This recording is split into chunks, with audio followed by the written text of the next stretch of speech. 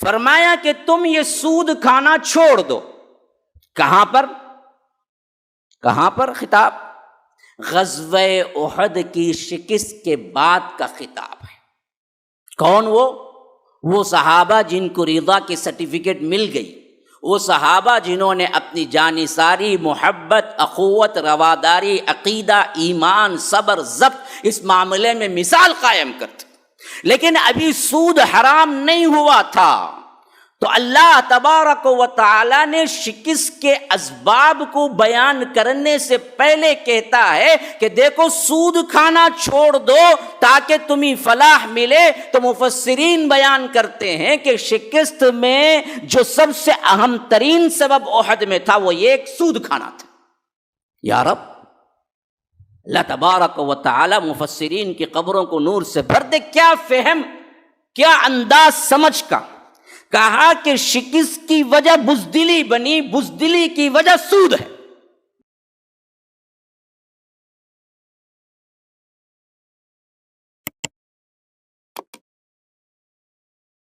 آج ہماری ذلت، پستی، بزدلی، یہ سب کچھ دو بڑے بڑے گناہ ہیں. ایک شرک، دوسرا سود. مومن سود نہیں کھاتا. مومن کی نشانی یہ نہیں کہ وہ سود کھائے. فرمایا کہ سود کھانا چھوڑ دو. یہ بڑا چڑھا کر جو سود کھاتے ہو، اس کا مطلب یہ ہے کہ بڑا چڑھا کر نہیں، نامنل سود کھا سکتے نہیں.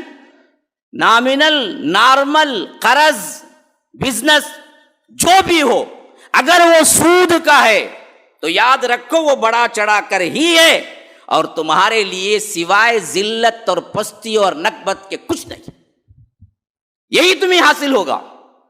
پوری دنیا میں آج مسلمان ذلت سے دو چار ہیں، اور ہمارا پڑوسی ملک آپ ذلت کے آخری دہانے پہ ہے. وجہ سود. آج ہم امت مسلمہ کے اندر بڑے بڑے مالدار ترین لوگ ہیں، لیکن اللہ کی قسم کھا کے کہتا ہوں ان کے اکاؤنٹس کھنگال کے دیکھیے، سود سے خالی نہیں ہوں گے. سود ہماری رگ رگ میں ہے. اس کی وجہ ہوئی کیا؟ ذلت، پستی، خاری، غم خاری، اللہ تبارک و تعالی کی مار.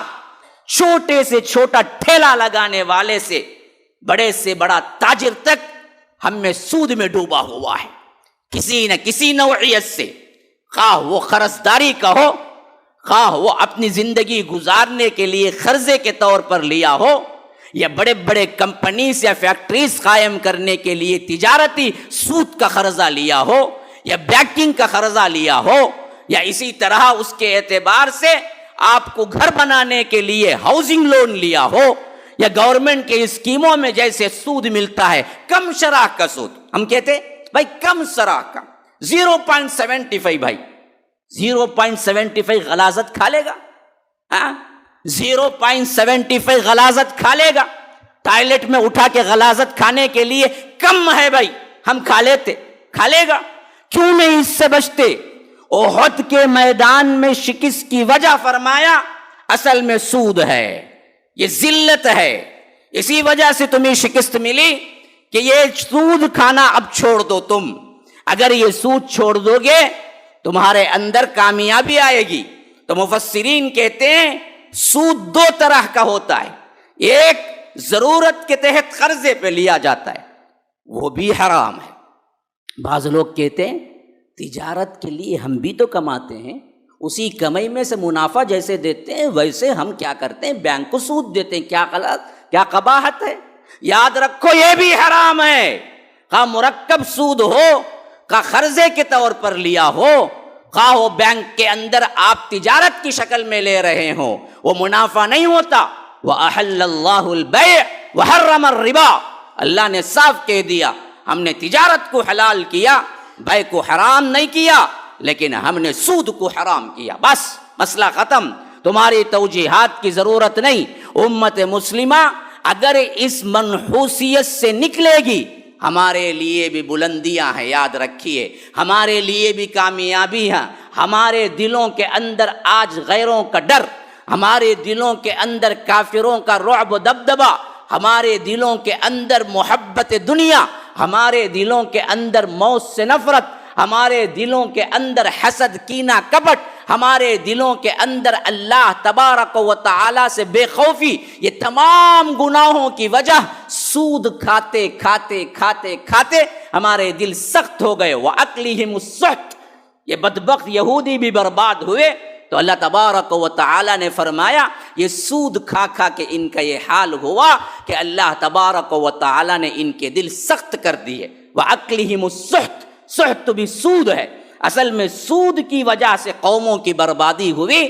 آج ہمارے اندر بھی یہی سود ہے، خواہ وہ قرضی لین دین ہو، وہ تجارتی لین دین ہو، وہ اپنے معاملات ہوں، آپس کے قرضداری کے معاملات ہوں، یا آپس میں ایک دوسرے کے گھر وغیرہ کے، یہ بھی سود کی شکل ہی ہے۔ پوزیشن مارگیج میں جو لے کے رہ رہے ہیں وہ کیا ہے جی؟ وہ کرایہ کہاں سے آیا؟